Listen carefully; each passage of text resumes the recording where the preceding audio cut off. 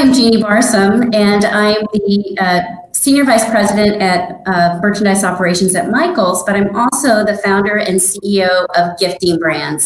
So that video you saw in the beginning was all about us, and we're all about collaborating with both consumers, brands, and charities. And how it works is Gifting Brands is the first ever fashion e-commerce website that partners with fashion and luxury brands to donate excess inventory. So, in today's world, part of sustainability is, for us, we fill that circle of sustainability when you have end of season inventory and you don't have anywhere to go with it. You don't want to sell it off to a jobber, or you don't want to sell it off to TJ Maxx or Ross.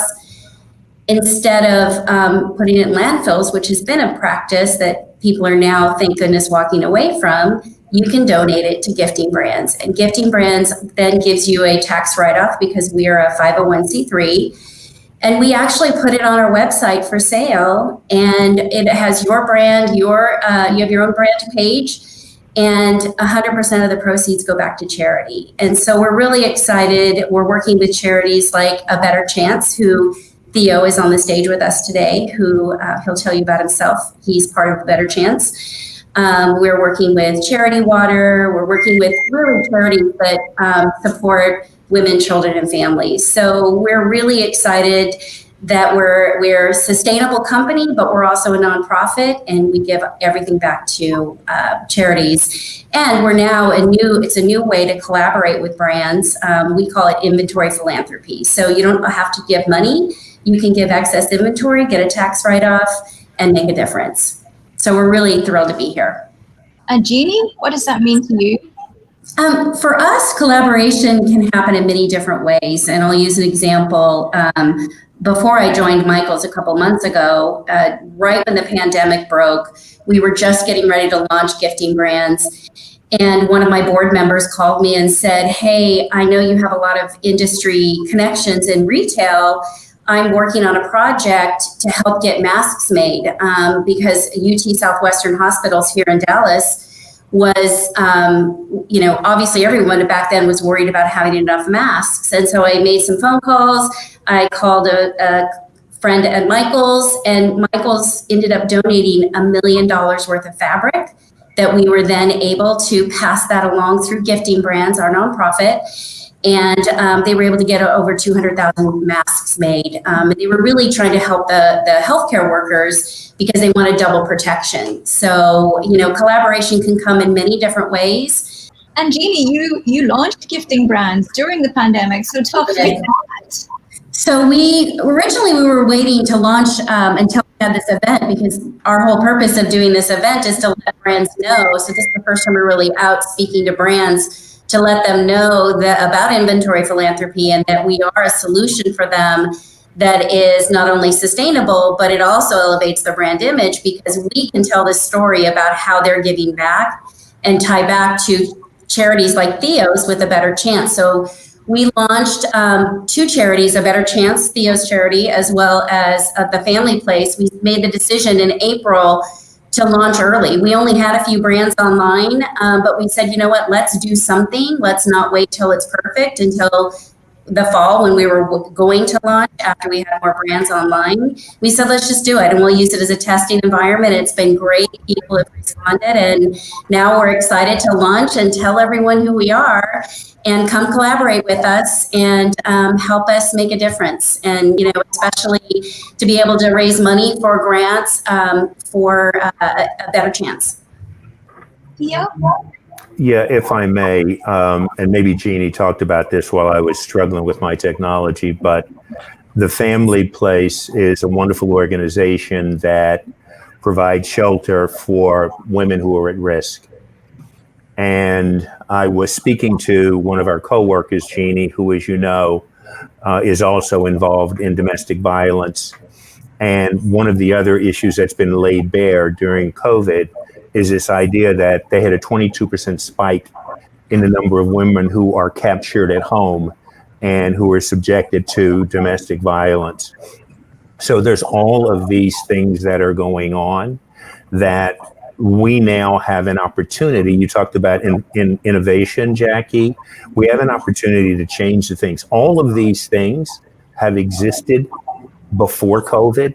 There was racial inequity, there was educational inequity, there's indigenous people inequity, there is incredible issues with women having violence against them. Now we have an opportunity to do something about it, to make a choice, to take a road that we're going to go down and do something that's, I think it's terrific that people are getting $1 million here and $1 million there. That's great. Those kind of transactional things are terrific, but to really get involved in making a difference in people's lives is the kind of thing I think we're talking about here today. So I just wanted to shine a light on this issue of domestic violence, because I don't think it gets talked about enough. True. I was on the Gifting Brands website. So you have some gorgeous, products there, luxury jewelry, and I wondered what you have noticed about the consumer emerging from the pandemic. If their shopping habits have changed, are they only buying sweatpants? Are they going for the beautiful jewelry with the diamonds in it? What have you noticed? Honestly, you know what's been interesting? Our men's shirts from Tori Richards has been doing really well. So I think it's wives buying for their husbands. And the higher price jewelry, one of the other things that we do is not only do we sell the product, but the charities that we work with, when they have big galas or charity events, we donate the product there as well. And that's where those do really well. And we're able to get, higher ticket prices, $1,000, $2,000 sales off of those. But the men's shirts, the men's dresses, and the jewelry has been good. We don't have any sweatpants right now, but we'd love some. The other interesting thing is, because I'm at Michael's, people are taking on new hobbies. Art supplies are blowing out. Jewelry supplies are blowing out. People are, and a lot of kids things, because, so many people now have their kids at home, then they need art projects. So that business has been really strong. And, people are taking up hobbies that they've never done before, knitting, crocheting, all of that. It's been great. Banana bread. There you go. I hope I get this right. I heard from you in our previous conversation, you used a Gandhi quote, which was, when we try to find ourselves, we should lose ourselves in the service of others. And I'm wondering if that is how you guys together believe that we're going to get out of what we're in at the minute in fashion, because we previously we were going hard, we were going fast, there was no stopping it. We've started to think of people over profit and slowing down, and then the pandemic happened. And I wonder if what you guys are doing and that kind of Gandhi spirit is really what will take us through this. Theo, you can start as you brought. Sure. There's a few things that are going on that I think should give us hope. The Business Roundtable, which is made up of 181 incredibly powerful CEOs, a year ago broadened their platform and said it's no longer just about shareholders, it's about stakeholders, and stakeholders includes communities and it includes employees. So all of a sudden, if you're one of those corporations, you have permission to do good work. Yep. The other thing is, institutional investors for the past 3 years have been focused on ESG, environmental, social, and governmental. That gives us permission from the biggest investors in the world to be able to change the environment that's ravaging California right now, to be able to do great social work.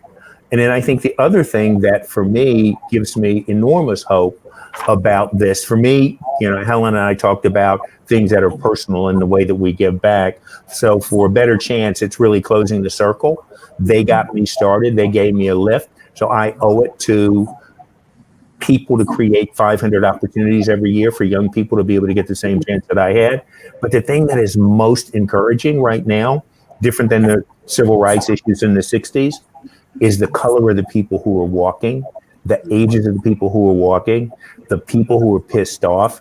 Really gives me great encouragement that we're at a point where we can make seismic systemic change that'll last for a long time. Love to hear it. Does anyone else have anything to add to that? You know, I partner with the New York City Mayor's office on healthcare issues and women, just helping women succeed.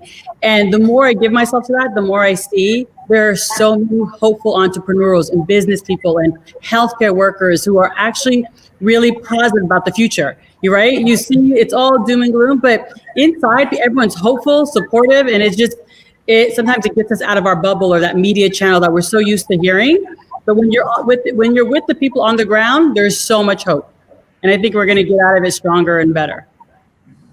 Yeah, and like I'm part of Retailers United, and it's a group of tech and retail industry executives who have come together to help America reopen and help retailers and wholesalers open up their businesses again by giving grants and resources to help do that. So it's a great organization to be a part of, and really has been super impactful on the designers that have received grants from us to date. It's awesome. So I wonder, you guys you've worked with some of the biggest brands in the US. You've held some C-suite positions in very high roles. And looking back, what you would tell your younger self? What you would say not to worry about, or what you would say focus on this, or? Keep raising the bar. Yeah.